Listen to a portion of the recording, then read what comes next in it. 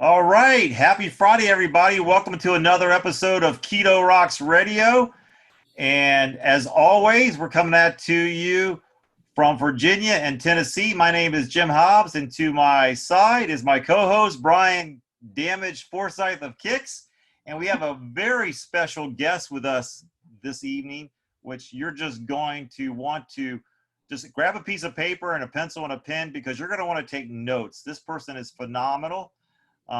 She travels the world and she's able to meet with so many different people to be able to actually immerse herself in the experiences of the natives and their diets and what they have. And she's also able to find out that food's able to provide health to people, bring a cure for the body to be able to heal itself through food. And we always talk about on this show is food is fuel. So we want to welcome Mary Ruddick, who's a nutritionist, CNC, CGP, and she's coming at us live today or tonight from Athens, Greece. So Mary, welcome to Keto Rocks. Thank you so much. I'm very happy to be here. So I'll let Brian ask the question, but the first question I ask, what got you started? What got you down this path of nutritional eating for health? I actually fell into it by accident, to be perfectly honest. I was in a completely different field and I was studying overseas and fell ill with a condition that was incurable, multiple actually. And Western medicine didn't have any answers. So after well over a decade of being sick, I started diving into nutrition to see if that could make anything budge. And I actually had a remarkable full recovery, even healthier than I was before I had initially gotten sick. And so I went back to school, did my post-grad in nutrition, and started working with people one-on-one. So yeah, I genuinely fell into it, but now it feels very much like a vocation. I can't imagine doing anything else. That's awesome. Brian, you got a question for Mary? Well, yeah. I know, I hear a lot of stories about doctors, well, medical doctors that, they get very little nutrition training Yeah. when they go to school. I just wonder what the difference is like for someone that's actually studying nutrition. I mean, do they like divulge all these secrets about, do they try to push the normal, like, the standard American diet food guidelines? In nutritional school, it depends which school you go to, but for the most part, yes. So there's two fields in nutrition. There's a nutritionist and then there's dietetics. Now, dietetics typically will go and work and make the menu for retirement homes and hospitals. We've all seen that kind of food, right? So that's pretty reflective of the education. And then we have nutritionists. Now, nutritionists will often do the one-on-one like I do, or they work in education. Maybe they teach in colleges and those kind of things. If there's crossover, you technically can do both, but that's usually the way that those fields go. Nutritional schools are no better than other medical schools in that they tend to be pretty behind. They don't teach you some essentials, I would say, like they don't teach you how to do the diets, but they teach you the chemistry behind things. Like you learn about amino acids and chemistry, vitamins, nutrients, these kind of things, and how they affect you and how they affect nerves and anatomy and that kind of stuff. So it's a good base, I would call it. But to be honest, had I not gone through my own healing journey and tried, a ton of different diets before going through school, I wouldn't have been, I don't think, well enough equipped to work one-on-one with people sufficiently. But, there's so many fields that honestly you learn more by doing, right? Back in the day, we used to have more apprenticeships, and I think those are more appropriate in this situation as well, especially with the state of education. So I think the nutritional schools are worth going. There's some that are really good, like the NTP program is fantastic. So shout out to them. They do a great job and they do teach the traditional diets and these kind of things. It's definitely better than what the doctors are getting. They get one short course and that kind of thing. But there's a lot of room to grow, I would say. Definitely a lot of room to grow. Okay. Mm-hmm. One of the questions that I want to ask you, Mary, is, Brian and I talk about this all the time. Mm-hmm. It's mind-blowing to us that both Brian and I and my wife, along with you, came to realizing food for fuel just through experiencing and through doing our own research and our own studies.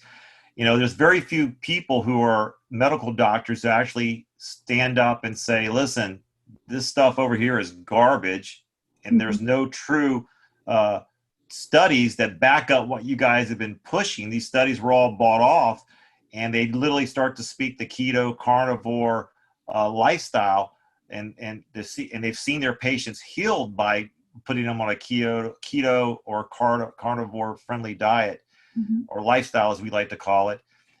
And so it's just amazing to us that it's so obvious that the results you get from being on keto or carnivore, and compared to the food pyramid here, at least in the United States, the American standard diet, and the results you get, and see the contrast between the two, but yet the doctors still push that antiquated, old style, bought by big pharma or the food industry lifestyle when they take an oath to provide you the best health. So why is that?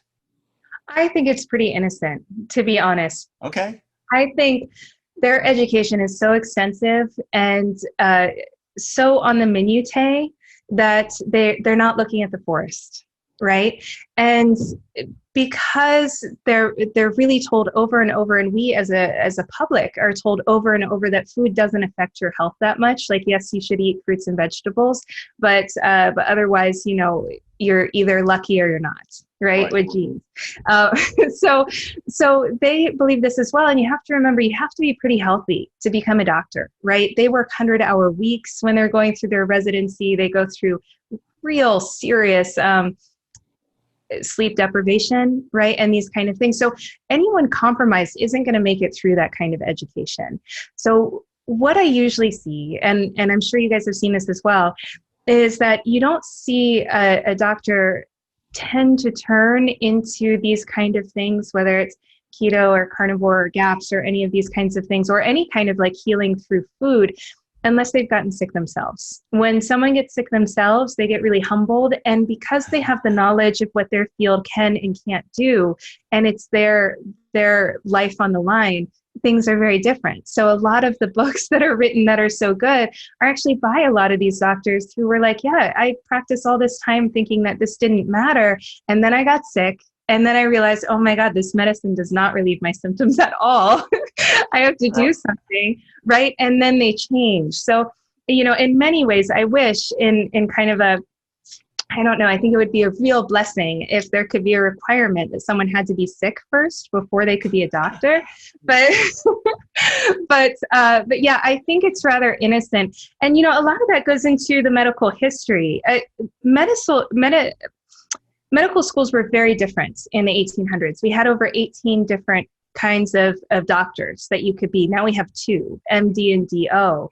And it's very much turned into an industry, right? So what MDs learn is chemistry and surgery.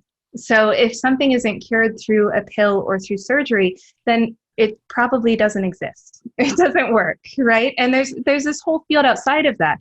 And so they know that area very, very well. Whether they're looking at long-term results or not, that I think we should investigate more. But they know that area really well. And sometimes when we as humans know something so well, we assume we know everything well. And I think that's where the folly has come in. So typically, yeah, it typically takes someone being very humbled by getting sick themselves before they pick up the fork and try something new. So that's an awesome explanation, but like for the cancer treatment centers, I mean, almost all studies, and I think even they would agree that sugar is to be avoided and expedites the growth of cancer cells. So then why, even at like Johns Hopkins and these cancer treatment facilities, why do they still allow patients to have sugar or even give them sugar right there at the facility itself as part of, that's the part I don't understand. That's the part that's just like, that's like common sense 101. I totally agree. There's a serious lack of common sense. And I think there's a lot of cognitive dissonance as well. It's when I was first learning all of this, and especially after I healed myself and had gone through this revelation, it used to be very upsetting to drive by the hospitals and there's ice cream everywhere, right? You drive around a hospital and it's all comfort food. But comfort food keeps you sick. It actually doesn't give you real comfort. It actually prevents comfort, right? Completely. It's the illusion. That's the illusion. It's the illusion. It's the illusion. And there's no doubt that cancer can be fed by both glucose and glutamate. And glucose is a huge problem. There's a great deal of evidence that it's a metabolic disease and that lactic acidosis has a significant amount to do with it as well. And that is caused by eating carbohydrates and them not being processed correctly, like by specific bacteria and these kind of things. So I agree with you that it's criminal, but it's not surprising knowing medical history, because typically when something is found out, it takes about 70 years. There have been, even today in modern times with internet, that's how long it takes to get into medical books and shift the thinking. It's like a turtle brain, this educational system. So things don't change very quickly despite evidence being there. And I think because of that, people assume that the evidence isn't there. And what I found in all of my research was that no, the evidence is there, but people aren't putting it together. There's something like 70,000 studies that get released a day. I don't remember the exact number, but it's an insurmountable amount of studies. No one could sit down and read all of those. And so people aren't collecting this information and getting it to the people that are treating patients. So unless you have 4 years where you're stuck in bed in the house like I was, where you can just read and study, you're not going to get that kind of stuff. So for instance, the cholesterol stuff has been known for 70 years and not known, I mean like scientifically known to Right. not affect us and actually to benefit us. And yet still, just like you had, Brian, right? You get really pressured into, well, you have to take the statin and cholesterol numbers are bad, even if your triglycerides are low, right? And really low triglycerides, high cholesterol is pretty great. It means you have no inflammation and lots of healing hormone for the body, right? So still today, it's like trickling in. That Times article came out in 2012 and still. So, and that's typically the pattern. Vitamin C, when it was discovered, it took 70 years and it hasn't changed as far as that's concerned. So I think the combination of all of that has led to this situation where we think we know more than we do. And also, but we actually do know more than we do. It's just not getting to the right people. And, and also I think that, there's we have this white coat syndrome, at least in the States. In the Midwest where I grew up, I mean, we just idolize the medical field. We're like, oh, you are a doctor, right? We think of it as this really great thing and we put people on a pedestal. And because of that, if our doctor tells us something, we tend to really believe it. And we forget that they're human and that they make mistakes as well and that they're really busy and tired.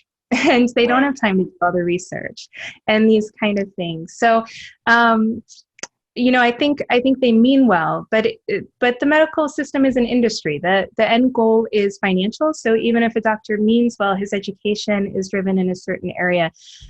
So anyway, the studies are there. The stuff is out there, but getting it to the public is another thing. And then also getting the public to believe it because of the white coat syndrome and the pedestal kind of mentality that many of us give the medical field, there's this assumption that, oh, well, if glucose really fed cancer and if it was really a problem, my doctor would know about it and he would have told me. So clearly, that's some, crazy idea. I'm going to enjoy my last year of life and have some ice cream kind of thing.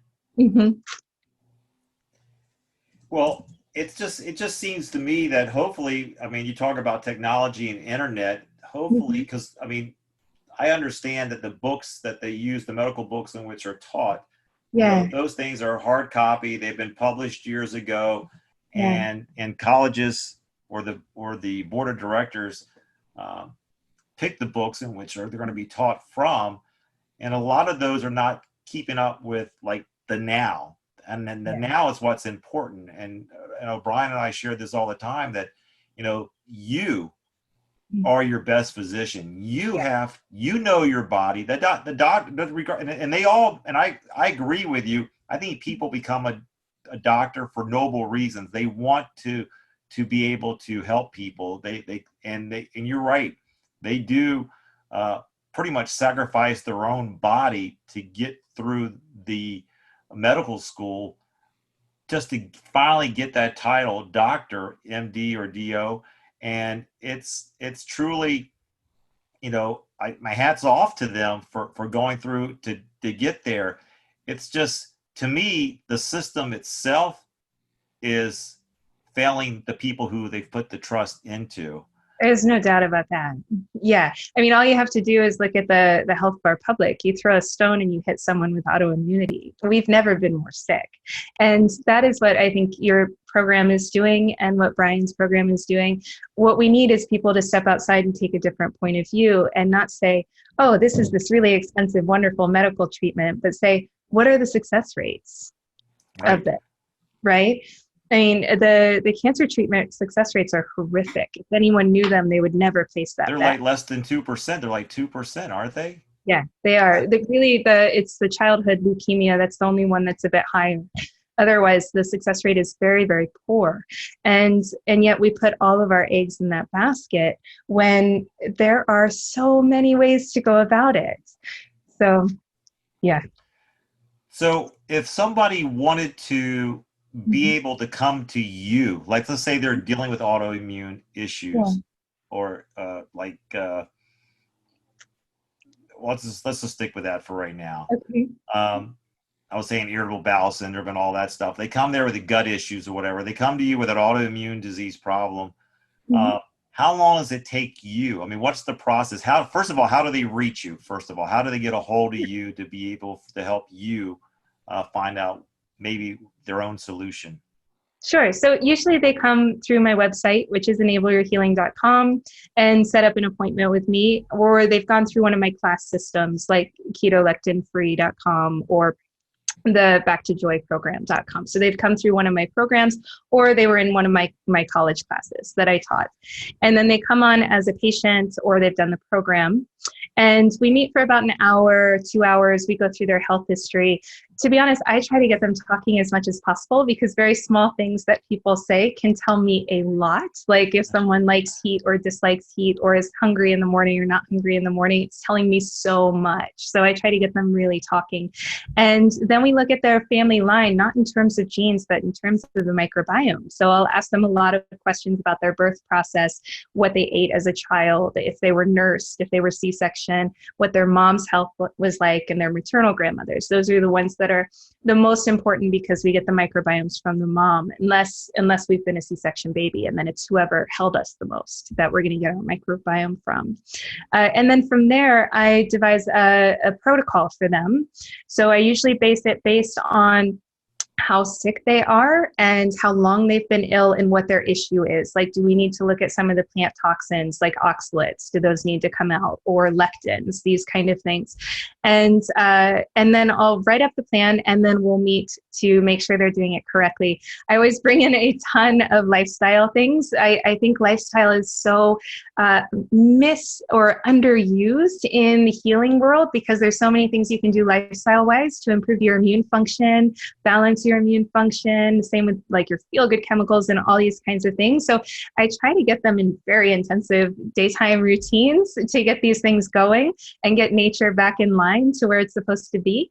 And then we just meet as needed based on how they're doing. I find some people are very independent. Like we were talking earlier, I'm one of those. Like, you give me a protocol, I'm going to do it on my own. So I try to give everything to the person in the first appointment, so that if they're like that, they can. And then if not, a lot of people I meet with weekly, right? Because this is a pretty emotional journey to go through. It's kind of like a rebirthing for many people. There's that old cheesy, it seems so trite, but people will often compare transformation to the butterfly's journey, right?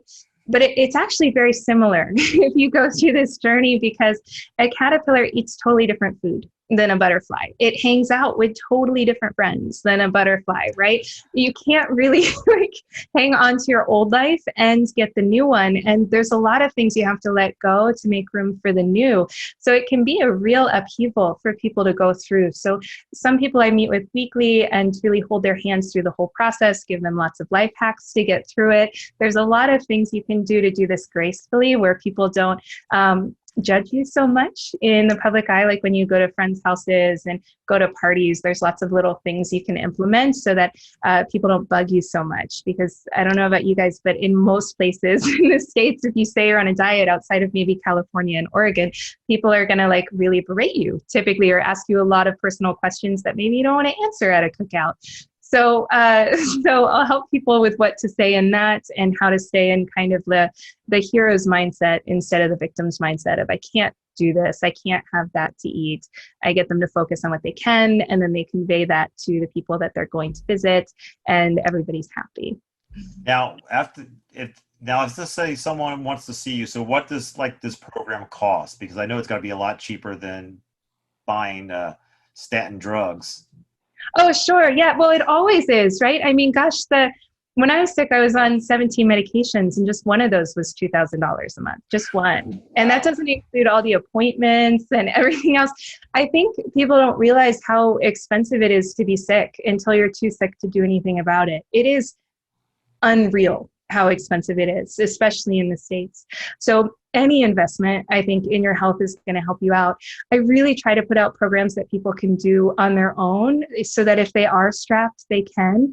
So I have a number of quick start guides for things like diabetes, autoimmunity, cancer, weight loss that are $100 that you can buy. And it's what I would give a patient with those issues. And you can get started. It gives you a meal plan and food list and all that kind of stuff.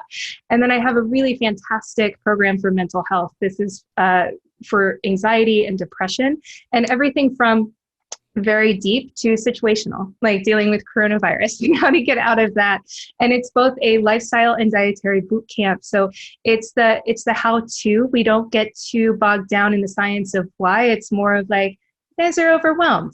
Just do exactly what I say and you'll feel great in 6 weeks. So that's the Back to Joy program.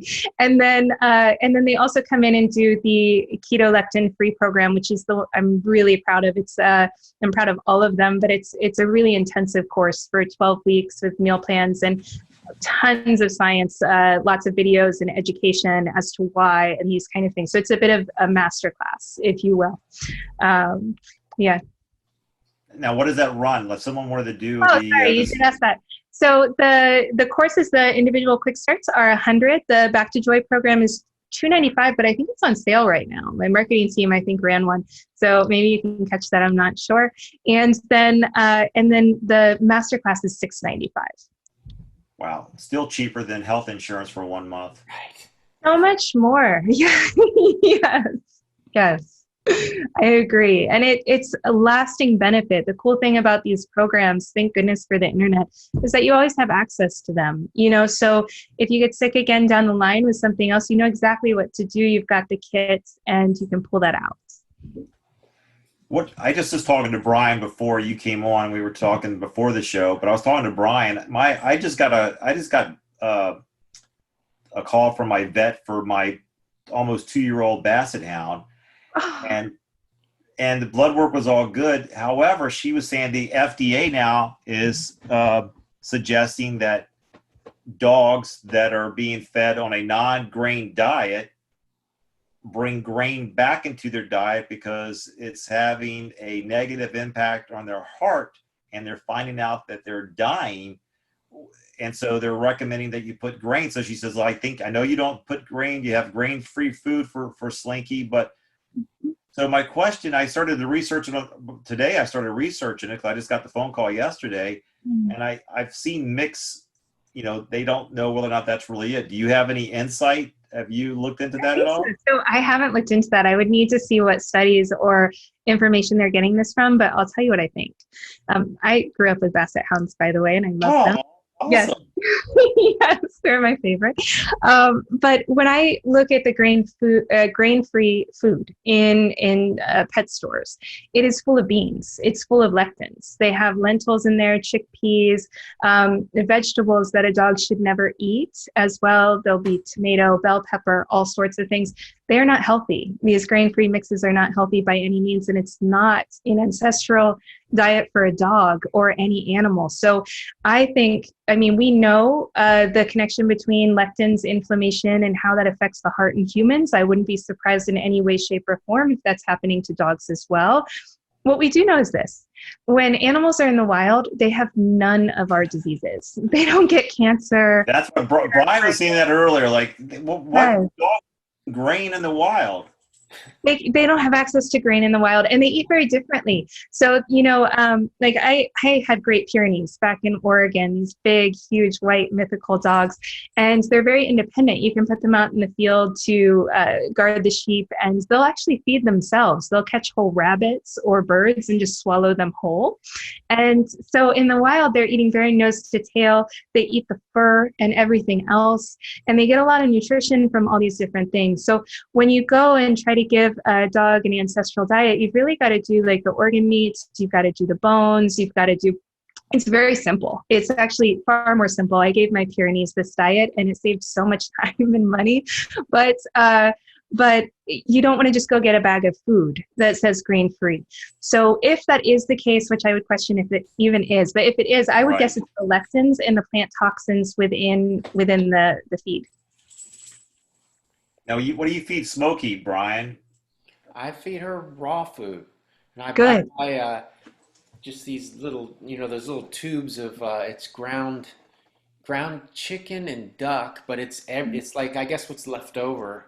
It's like the carcasses. So it's got cartilage in there. It's got the organs, and it's a little bit of everything. Even some, I have pick out bones every once in a while, but it's just this ground mixture, and I feed it to her raw. That's perfect. Cats in particular really need raw food. Did you guys ever see or read the book Pottinger's Cats? Have you guys seen that? No, you've got to check it out. It's a small book, but Dr. Pottinger studied cats. They're easy to study because they have litter so often, so you can see multi-generational issues, which with microbiome and epigenetics, multi-generational is so important, right? And so it's a great subject to study. And he found a massive difference in cats just that were given raw food, so like a lot of raw dairy and raw meat and these kind of things, versus those that were cooked. So I would bring in some raw butter or raw milk, raw dairy. They'd love it too. Or he loves butter, yeah. He loves butter. Yeah, who doesn't love butter, right? It's so good. But yeah, you're doing the right thing. That's really good. The raw is so important, and definitely check out Pottinger's work. It's pretty phenomenal. Yeah, I have to. Yeah, I inherited her from my ex-girlfriend's father who died. So when he had her, he was feeding her just store-bought food, and she used to have the worst gut problems, and she would get sick. So once he died, this is when I was still with my ex-girlfriend. We tried out the raw diet on her, and it fixed everything. So that's wonderful. I mean, she still, has a hairball here and there, but sure. But that's a healthy thing, actually. It's a natural detoxification method for them for getting things out. So that's good. Yeah. So it's just the raw, and then I have the cat grass there for her to chew on. Very cool. Good job. Really good job. Do you give her catnip too? The dried. I don't have fresh catnip, but yeah, I put her. She'll go wild for it if you get her the fresh. I'm just saying. Yeah. When I lived out in California with my ex-girlfriend, we planted a bunch of catnip out in the planter. Oh, that's great. That's great. I bet she has fond memories of that. Well, the cats around the neighborhood that people let go outside, they all come to our patio. I bet. But you know what's great about catnip? Most people don't know this.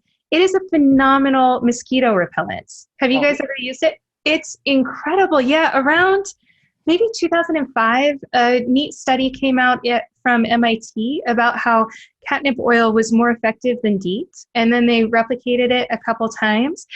anyway, based on that study, I went and bought some catnip oil and made a little mix, just like a water spray bottle with some catnip oil.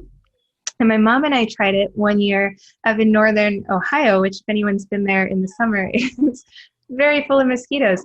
And we were the only ones who didn't get bitten. It was phenomenal. So now I travel with it to Africa. I take it everywhere.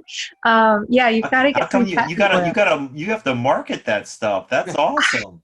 No, I know. It's really incredible. And it's interesting because when I was in Africa a few months ago, I was walking around with some field guides who, grew up there, all these plants. And they said such interesting things about what some of the communities and tribes do. We like to think that these illnesses that we have, everyone has, but in traditional cultures where they still eat their traditional diet and live in their traditional way, they don't have any of these illnesses. They don't even get cavities, like nothing. And they don't get infections. They don't get malaria, right? They don't get African sleeping sickness and these kind of things. Well, there are plants that you can rub on your skin that repel everything from insects to snakes too. So catnip isn't the only one, and I'm learning about some others. And when I do, I'll let you guys know. But it's a pretty interesting world out there. Well, that's very interesting. Now, I know you. I saw you on a podcast with Brian Sanders on Peak Human, I believe is what the podcast was. That's right. It's my understanding you guys are going back to Africa. We are. To film a documentary called Food Lies. You want to kind of just share what that's going to be all about? Yeah, that's right. So we're going to go and see as many tribes and communities as humanly possible that will fit into the film. For my work, I'm going to go see a lot more than we'll do for the film. But for the film, we're going to do one or two key ones so that we don't take up too much time and you guys don't get bored. And we're going to go and live with them for a bit and film, take their, ketone levels, take their blood glucose, and see the cooking methods and all these kinds of things. Because like I said, it's truly amazing. I think people just would not believe how healthy these individuals are. And especially because they're often eating all the foods that we're told not to eat, right? Like, I think a lot of people are starting to learn about the Maasai now. 5 years ago, it seemed like no one knew them. But now, thanks to the carnivore movement, a lot of people are learning about the Maasai. But the Maasai aren't the only carnivore tribe. Right now, there's 8 tribes that I can think of around the globe that are carnivore and have been traditionally, right? There's a couple in South America, there's some Russian ones, and then there's some in Africa, of course, as well. And they don't get deficiencies, which is something that people are usually really surprised about, right? They don't get vitamin C deficiencies and these kind of things. And from my seat, that's not surprising because when you don't eat foods that cause deficiencies, you don't need as many vitamins, right? Vitamins came out right when we started eating processed foods and pulling vitamins out of our diet through what we were eating. So when you're not depleting and you have very nutrient-dense foods and you have everything your body needs to rebuild itself, you don't require this much of everything. You require like this much, and you're much healthier on this much. So we're hoping to get it on film because I think now not as many people are reading, more people are watching films like this and documentaries. And also, I think it's more convincing to actually see it with your own eyes that, oh my gosh, these people are only eating animal products and they're in perfect health. Well, how does that fit with the dogma that's going around that we should all be eating more plants and less meat? How does that fit? How are these people healthy? So I think it's a really good thing. One thing I'm doing separate from that film is filming traditional diets all around the world. So I was just in Ikaria, and then I spent all that time in Africa, and I'm going back to go to more countries and more regions, and then to South America and to finish out the blue zones as soon as coronavirus allows me to do so.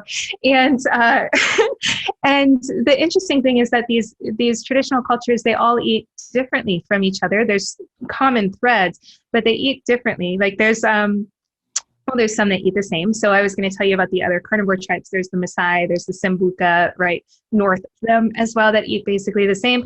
And then you have, cultures like the Hadza that eat very, very differently. They eat hunter-gatherer. They still eat meat every day, though. And right. Yeah, and they only eat honey seasonally, which people don't even know when honey season is anymore. But you can be very healthy on lots of different diets. But there's a couple threads that run through. When the traditional diets were studied back in the 1800s. What they found was that about 50% of all their calories came from fats, and about 99% of that fat came from animal sources. So saturated fats, not omega-6s and that kind of thing. So omega-6s were always very, very low on the scale. And then what they did with the other 50% would vary, but they were all very high in the fat-soluble vitamins of A, D, and K2. And that A is incredibly important. That's the animal form of A. It's quite different than the vegetable form you get in carrots. They should really have different names. But but anyway, so one thing I want to do is film all of these diets, finish filming them, and then present it in a unified front to be like, well, you can be healthy in lots of different ways, but some things are required for that. And hopefully get some more kumbaya in the dietary world. now, as you travel around the world and you are able to observe these different tribes or different cultures, do a lot of them do they partake, or do part of that is intermittent fasting? Do they eat 5 to 7 times or graze their way through the day like we're supposed to here in the United States? Most of them do, and some of them only do 1 meal a day. So there's a tribe I really want to go see up in Africa that they only eat at sundown. Basically, that's it. It's the only time they eat. They're not hungry. Obviously, none of us are surprised by that, right? But maybe some people in your audience. And they hunt each day. You know, one thing I always hear in all of these groups is that if someone's a hunter-gatherer, they must rely heavily on plants because hunting is so hard. And hunting is the easy part, right? The animal just comes along. And all across the world, you can grab an animal like that. It's very easy, right? Growing a plant is different and getting real nutrition out of that. So anyway, they set a trap and then they catch the animal. And the interesting thing is they kill the animal and eat it within 20 minutes. That's how fast they are at preparing the meat, putting it on the fire, and then having dinner. So from alive to in the stomach in 20 minutes, how efficient is that? And I'm sure the enzymes and everything else that comes that are still part of the healthy part of it, you get full force, like that energy you get from that. You do. You know, we're finding out so much more about amino acids, especially through the veterinary world. Amino acids are proteins, right? And animal proteins fit with our proteins exactly right. So when we're trying to build muscle tissue or tissue in general, and we're using amino acids, we can do that easily with animal products and animal protein. We can't do that well with plants. And there's some interesting, pretty condemning studies coming out of the veterinary world on plant proteins and what they're doing to our amino acid chains and how they're changing our amino acids, and potentially could be behind this huge movement or growth in autoimmunity that we're seeing. Dr. Ken Berry has done some brilliant work on that. But yeah, no, I think the plant proteins are really problematic. And the nice thing about the fresh meat, it's low in histamines and it has a lot of vitamins, right? They don't overcook. In fact, a lot of it is raw. I don't know if you guys have seen those photos of some of the Russian tribes that just the kids are covered in blood because they have a kill and then they go in for the entrails, the organs right away. They don't cook them. And that's pretty typical in traditional cultures.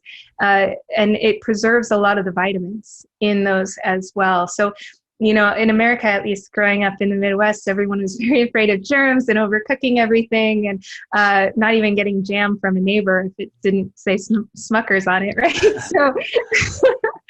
So, and really that's been a downfall for our microbiome because there's a lot of probiotics that are on meat. Often when I work with people, they're surprised to learn the health benefits of raw meat. Traditional cultures across the globes have had some kind of raw dish in all of their cuisine. Maybe it's ceviche or sushi, right? These things that are perfectly posh to have, but other times it's raw organ meats. And the interesting thing about it to me is that these organ meats and meat in itself has its own microbiome. So there's a lot of probiotics on meat and on organ meat when it's raw. And so if there were to be an infection on it, like let's say, usually people are afraid of getting E. coli or salmonella or something like this, right? Well, if it's on a piece of raw meat, there's a whole world of probiotics on that raw meat that's keeping that infection from overgrowing and taking over. You're actually better to eat it then than to cook it if it's tainted meat. If it's tainted meat, it kills the good bacteria. There's no defense. And that salmonella or other pathogen can overgrow. And that's where you get people sick. Now, that being said, infections from animal products are so small, and this is something you can look up on the USDA website.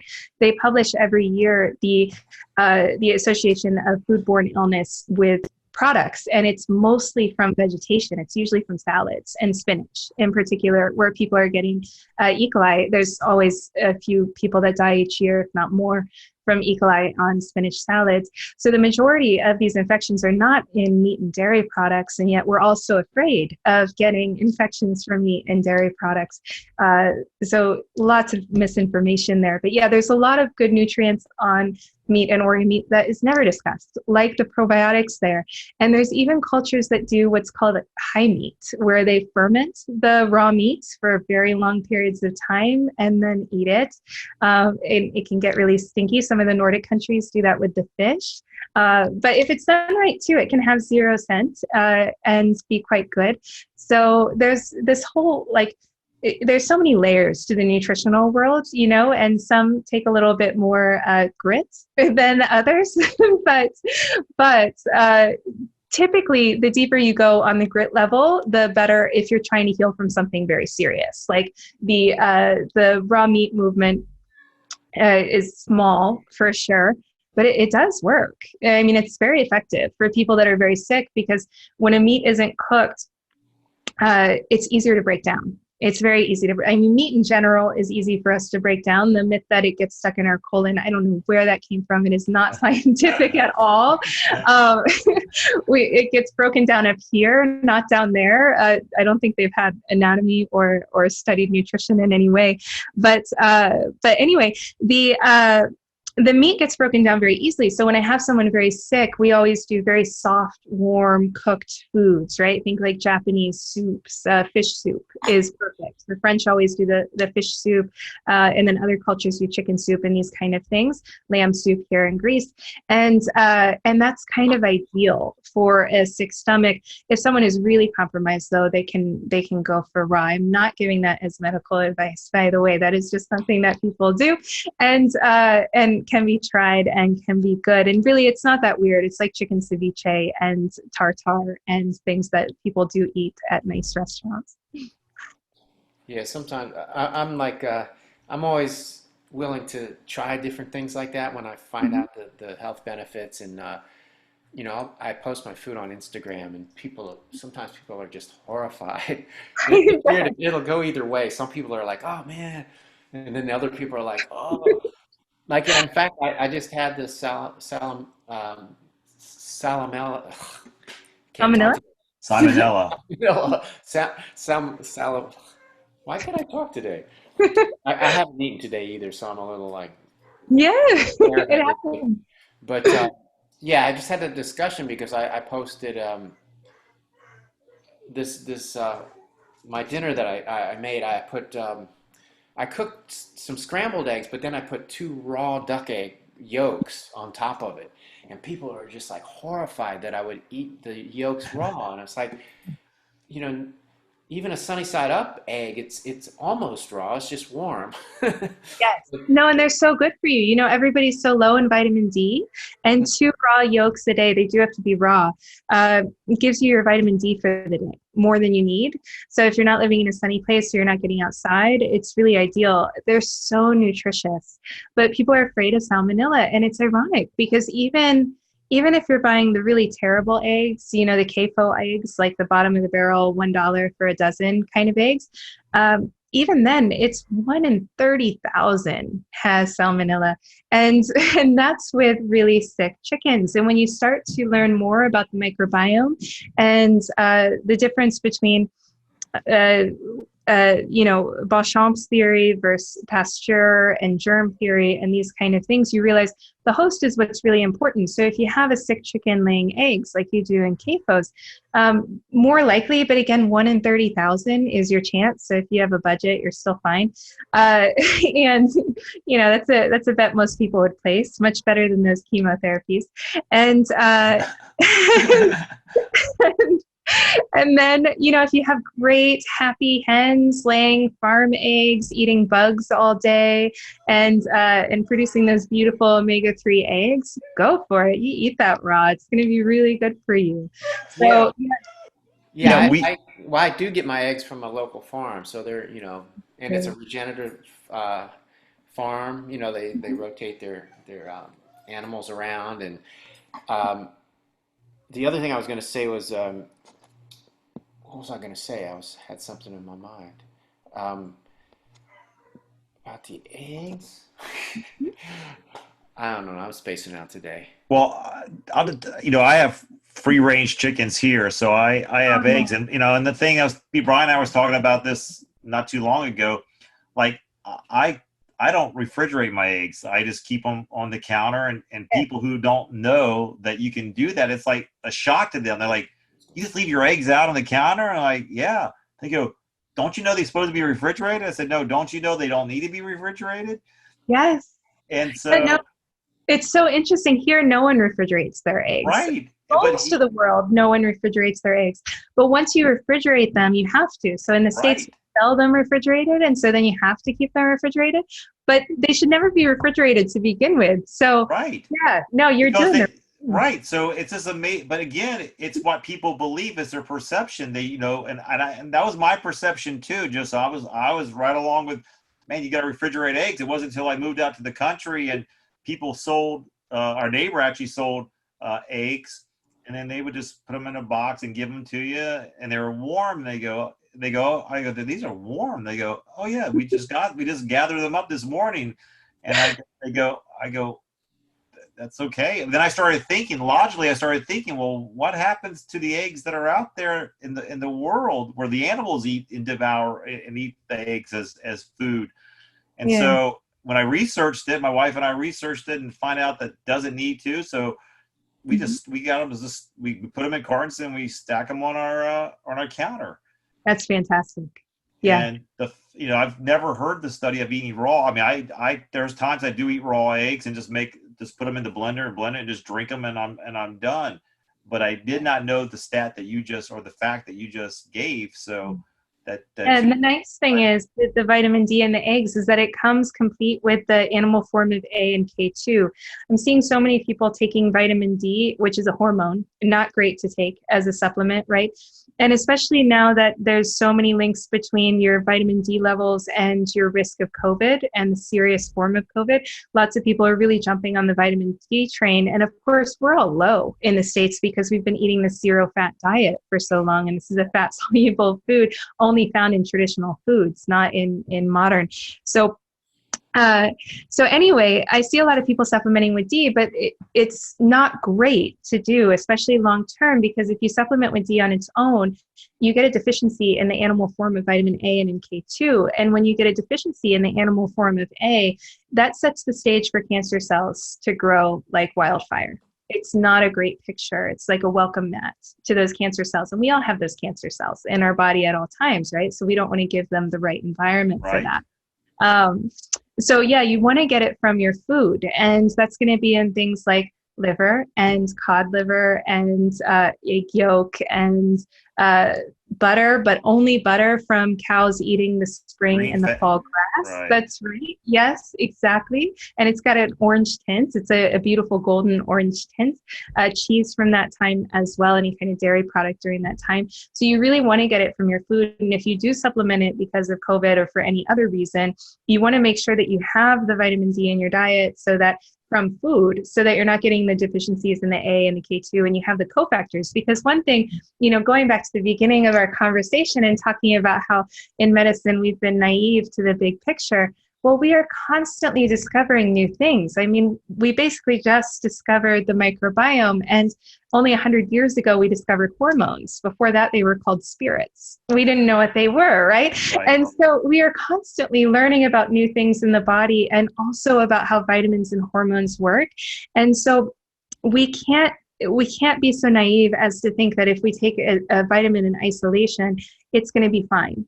There are all of these cofactors and things that go into it that we just don't know. So it's ideal to get it in a whole food-based form, not even a whole food-based supplement, but a whole food-based form is really ideal. Brian, do you remember what you were going to ask? Oh, I was just going to mention some other things that I eat that people think are weird, but Oh, tell us. I'm just one of those people that I've never worried about, like I don't go by expiration dates or any of that junk. My ex-girlfriend used to just she throws so much good food away, and then it got to the point where we had our separate foods because she didn't trust my food and she didn't trust my cooking anymore because she knows I push the limits on freshness sometimes. But I had a jar of it was in a glass jar. It was heavy cream, and that lasted me a good month. I mean, any normal person would have thrown it away after a week. I used it, and it got thicker and thicker, and then I would use it for cooking, and it never made me sick. And it's funny because my sister and I, we joke around like, I never get sick, and I think it was because when growing up, like I'm not a germaphobe or anything. It's like I invite germs, because I know germs are important for your immune system. And growing up, we lived out in the country, and we had a natural spring water, and that's what we drank. And my father was supposed to have the water inspected every year, or I forget how often, but we were there for like a couple of years before we would get a glass of water, and it started to get like murky, and the guy came out to inspect our water, and there was like a little spring house by our pond down the hill. The guy opened the door, and I guess there was a dead groundhog floating around there. And we were drinking that water, and none of us got sick. It didn't kill us. Yeah. And I think as a result, I'm much healthier now. Yes. No, that's true. There's really something to really being in and of the earth, especially growing up, because our microbiome is based on the microbes that were around. So if we're in a overly sterile environment, we don't really have any resilience. It's also why if we were raised in like a very clean home and then we go to somewhere like Thailand, we're likely to get very sick, even though people are in Thailand all the time and they're perfectly fine. Your microbiome suits to the place. So if you grow up in a place where you're exposed to dirt, you're going to be much better all throughout your life in terms of health. And plus there's so many probiotics in dirt and in water and these kind of places that we really need. So I think that was probably really great. As far as your cream goes, I'll tell you what I've noticed. I find it really matters the source, the health of the cow, and also what they're eating. I've had cream as well that's lasted easily for 6 weeks. And it's part of how I can judge a farm, honestly, on how good they are with their cows when I move to a new place. One of the first things I always do when I move to a new place, or I'm going to be in a place for a while, is start to source out good dairy, because good dairy is not easy to find, right? And so I'll usually contact the Weston A. Price Foundation, or I'll dig and find some local farms that do the A2 or the Jersey or sheep or these kind of things. And if it spoils quickly, like in a week, if it's raw or pasteurized, but I always buy the raw, I know they're not doing the right thing with their cows. Yeah. Happy animals produce phenomenal products that last a very long time without culturing, unless you put that cream on the counter and then turn it into sour cream, but that's the purposeful thing, right? So yeah, you just found a good farm is what that was. Yeah. Well, that's very interesting that you just shared right there. A happy animal provides great food that lasts. That's Yeah, you've got to think about it. It makes a total difference. We all produce hormones if we're happy or stressed, and animals are the same. We are animals, so it's no surprise. And if an animal is stressed, and that stress could be non-emotional, it could be physical, like being fed the wrong food for it, right? So like with cattle, they get very sick with the grains and the corn and these kind of things. That stress hormone, the cortisol, gets lodged into our fat cells. That's really the purpose of a fat cell. It's the main purpose, is to store toxins. And so it's going to go into that. And that ends up in the end product, right? What is butter or cream but fats? That's the fat cells. And so if you have a happy cow that was out at pasture, eating the grass while it's growing and it's around its family and it's happy, it's going to be phenomenal health food, right? Which is part of why a lot of cultures, I think, praised dairy so much, right? There are whole cultures in Europe that have huge celebrations about butter every year and have for hundreds of years because of what it gave to them as a people in terms of health and that kind of thing. But now in the States and in a lot of countries, we're starting to think that dairy isn't a good food. And I really think that's the source of the dairy. We have a lot of Holstein dairies that produce the A1, beta A1 casein, which is quite inflammatory. And we pasteurize it to death, which kills the good bacteria and the enzymes you need to break it down. So if you're constantly killing the enzymes for a food and you're eating that food, you have to deplete your own enzyme stores to eat that food. So if you grow up on this really highly processed dairy products full of omega-6s from them eating corn, you're going to end up lactose intolerant, most likely at some point, because you're going to run out of your lactose enzyme by using it constantly, right? Because it's never coming with the food it's supposed to come with. Whereas if you have beautiful A2 dairy or sheep dairy like we have here in Greece, and sheep are so great. I love the sheep dairy. I have a lot of my patients use that because sheep are very picky animals. They can only survive on the wild greens. They just pass out and die if you try to give them anything else. So their fatty acid profile is always perfect. So the sheep dairy, the sheep yogurt, I get them eating a lot of that. Whereas goats, although goats have A2 casein as well, so a non-inflammatory protein, they're not picky. You can feed them a plastic bag and they'll eat it. They are very they're not the most refined eaters. So who knows what's in their fatty acid profile. So I usually have people go with the sheep or find a good local farm with like the A2 Jersey milk and cream and butter and that kind of stuff. But when you do that, that's all your fat soluble vitamins that everyone is so low in. So, the other parts of the world and what you're sharing, but here in the United States, we're now marketing chickens that are fed nothing but vegetarian eggs, vegetarian fed chickens, and then we got this plant-based protein, which is nothing more than fake meat made from plants, and we're the next, that's what you keep. The marketing that I hear in the United States is all about vegetarian, gone vegan, plant-based proteins. And, you got Burger King who comes out with their Whopper that's made from plant protein. And it seems like we're going against what time should show us what really works. So it's just amazing to me that the United States, we're going backwards away from what we are from our caveman status of like you say, going out hunting, gathering, and eating the food right when we kill it and then not eating it again. We can kill something else. We really are. I think it's because it's become an industry. Food wasn't an industry until the industrial era. And even then, it wasn't much of one. It really started more around the 1900s when Crisco and these kind of companies came about. Kellogg's. Do you guys know about Kellogg's story?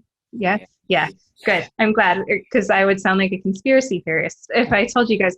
But yeah, it was these kind of things that was like, okay, let's with Kellogg and Post too. Yes. Yes. And their end goal is to make money. So what do you want to do if you want to make money? You want to sell something with a large profit margin that's very cheap and inexpensive, and then you want to pile it high and put a stamp on it as a health food product, right? So that's what we've done. And we get most of our nutritional education from these companies that are constantly advertising to us through our commercials and in the grocery store with their heart healthy labels and these good omega-6s and these kind of things. So, you hear something enough and you think it's true. So it's created this culture of where people almost feel guilty if they eat meat. I find a lot of people, when they first come to me, they're like, I do eat red meat about twice a week. And, I you know, accept your confession. Eat 3 rabbits and a duck egg and you're good to go. yes. Yeah. And also when people meet me socially, and if they learn what I do for a living, they automatically think I'm a vegetarian, just automatically, right? Because who wouldn't be? If you're smart, you're a vegetarian. So, and responsible, right? So no, there's definitely a pervasive language, but I really think so often things have to get worse before they get better, whether it's politically or socially or environmentally. And I think this is one of those tipping points. I'm hoping that enough people will honestly try it and see how terrible they feel, see what happens to their inflammatory markers, see how sick they get, and it'll start turning the tide. And I do think that's happening. You know, when I got sick so many years ago, and then when I healed and went back to school and went into practice, there wasn't like a dialogue of diets. People weren't trying things. It was very unusual, actually. And now it's normal. Like I meet someone and they've done intermittent fasting, or they've done the ketogenic diet, and this is just in casual, meetings at restaurants and these kind of things. So it's becoming more normal. And I think a large part of it is, again, going back to the beginning of our talk, the overall failure of the medical system to actually provide a remedy for most of our maladies. And so people are taking up the responsibility into their own hands and seeing what they can do on their own. And these diets are something that they're trying, thanks to programs like yours and YouTube and things that are really getting the word out there that you can be your own doctor, and that your doctor is actually your employee, not your boss. You can follow that. Dr. Ken Berry just had a 3-day summit this weekend, proper human diet, and he's one of the ones that definitely is leading the charge here in the United States and highlighting the benefits of a keto and carnivore diet.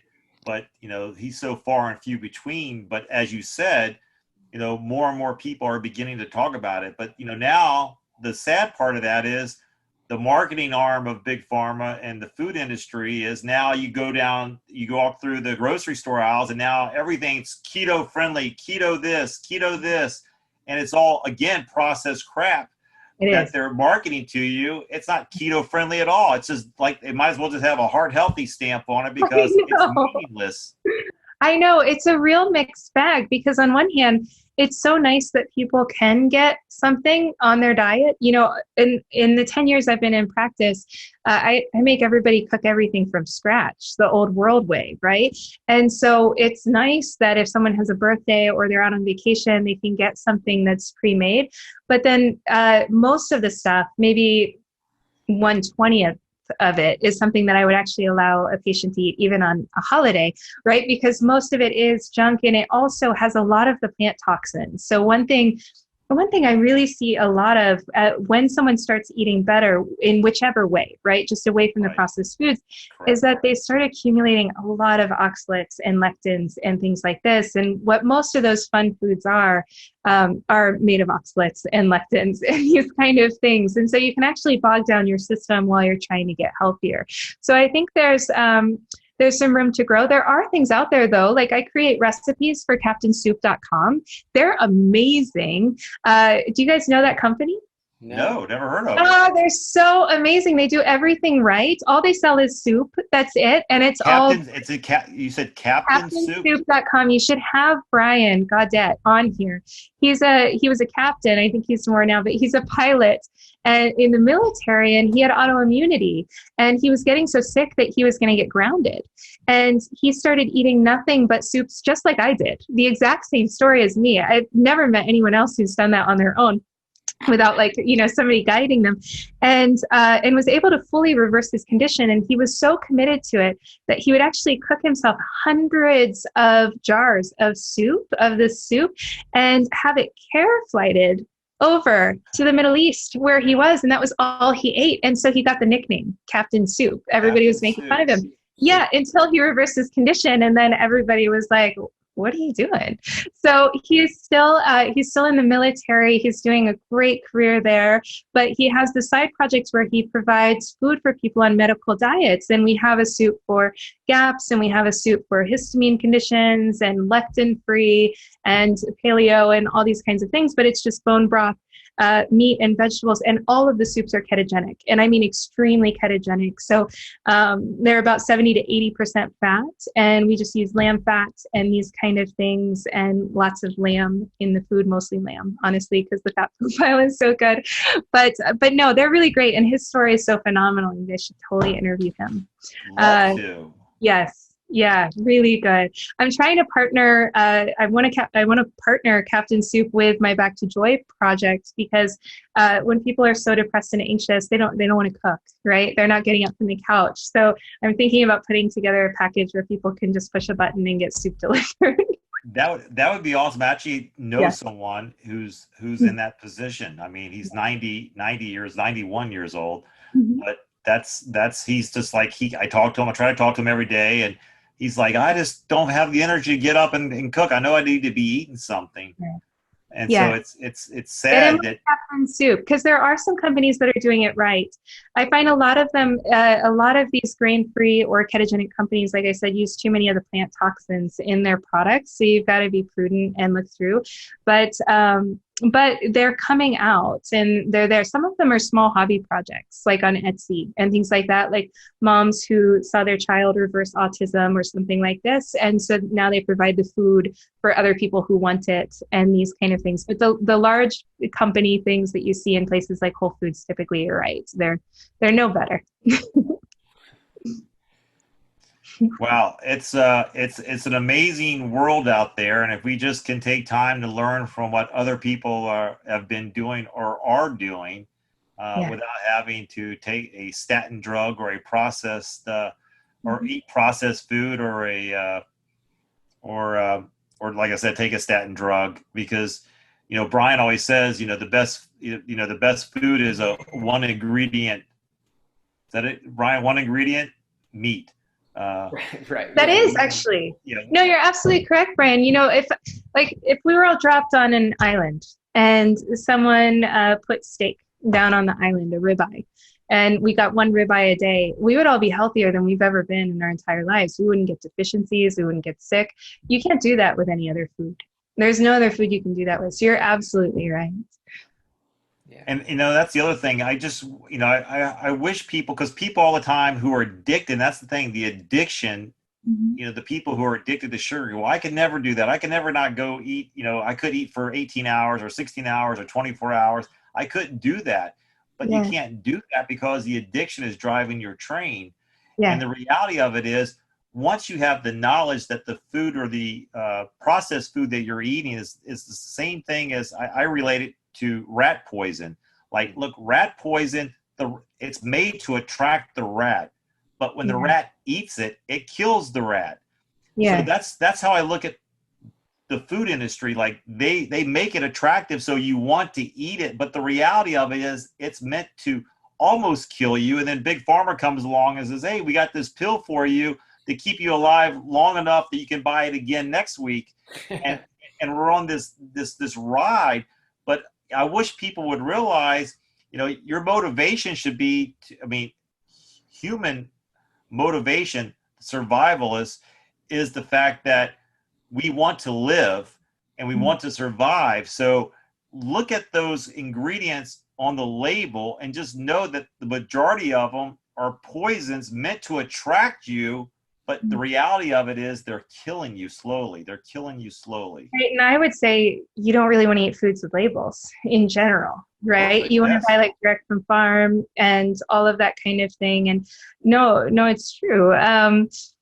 The issue with sugar, it is hard for people to give up, but there are tricks to getting rid of it and to stopping that addiction. And it's more than an addiction. It's someone not being in control of their body.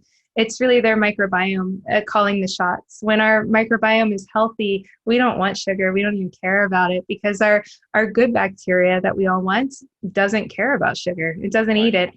And our human cells don't use sugar. We require 0 carbohydrates. We make the small amount that we need. So whenever we have a craving for a carbohydrate or a sugar, it's never coming from a healthy place. It's always coming from an imbalance and overgrowth, these kind of things.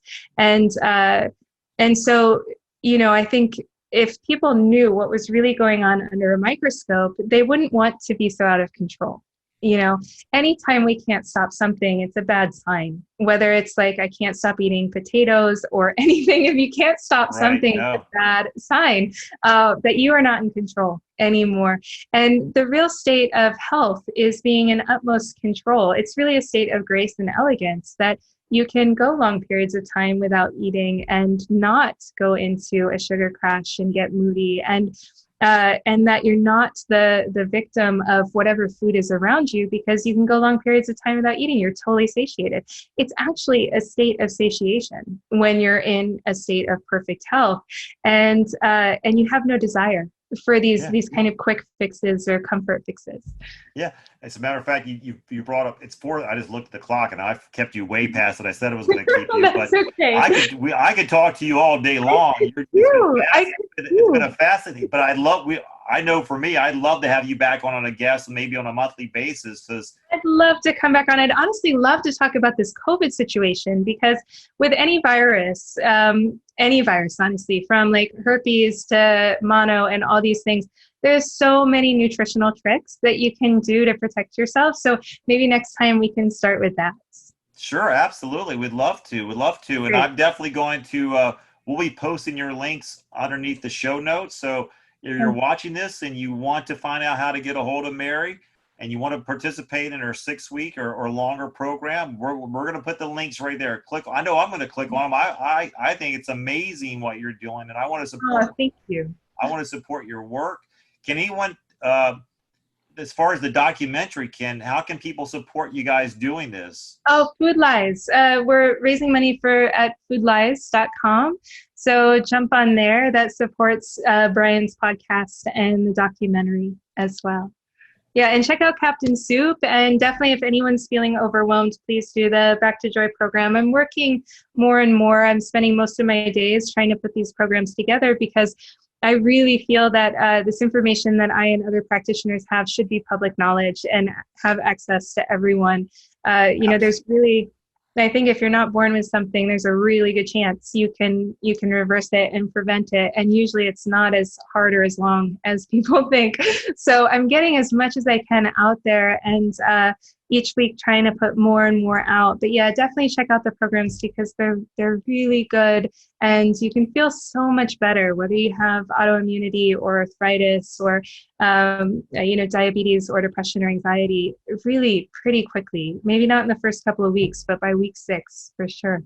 Well, do you ever get back to the United States? I know you travel a lot. Do you ever get back to the United States? I try to. I was supposed to be back all summer. Actually, I had this plan to go to one of the blue zones down in Costa Rica, and then come back up and do a road trip all across the States. I have clients everywhere, and a lot of old clients I've worked with for like 4 and 6 years, and they just have amazing healing stories. So I want to get those on film, because one thing a lot of people don't realize when they get sick, especially if they get sick with a rare condition, is that people have actually reversed that before. And if people can see that, they'll feel so much safer, and they'll have a genuine sense of hope, not a lofty sense, but like somebody else has done it. I'm going to try what they did.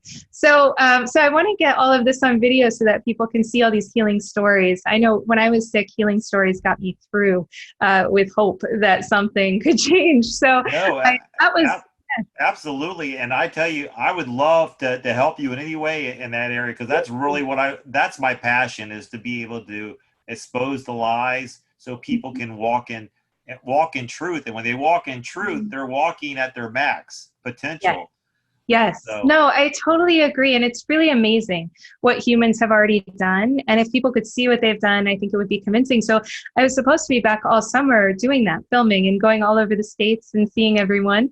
But COVID happened. So I ended up staying in Africa quite a bit longer. And that was a blessing of its own right. And now I'm back in Greece. So as soon as everything opens up, I'll be hopefully coming back to the States. It's been far too long since I've seen my family and friends. So yeah, should be back soon, hopefully. Well, it'd be awesome, because I know Brian and I, because of COVID, we were wanted to schedule and do a keto summit ourselves, a 2-day event. And so we'd love to have you part of that as well. That would be I'm in. That sounds great. all right. Awesome. Well, Brian, you got any parting words before we wrap it up? Oh, no. I mean, it's been fascinating just listening to you talk. Oh, thanks.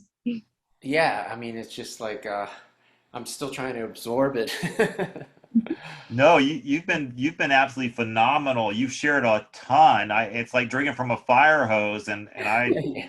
I've wasted more than that I've taken in, but I'm going to go back and actually watch our own podcast because there's so much in that I want to, the Captain Soup, the Enable Your Healing, there's just so much that I want to go back. So I thank you for taking the time to join us. My pleasure. Thank you both for having me. It's been so much fun. Let's definitely do this again. All right. Well, listen, you guys, as always, we'll see you guys next Friday. Stay well, stay safe, stay out of the hospital. And as Brian always says, What do I say? eat meat. Okay. All right. We'll see you guys next Friday, everybody.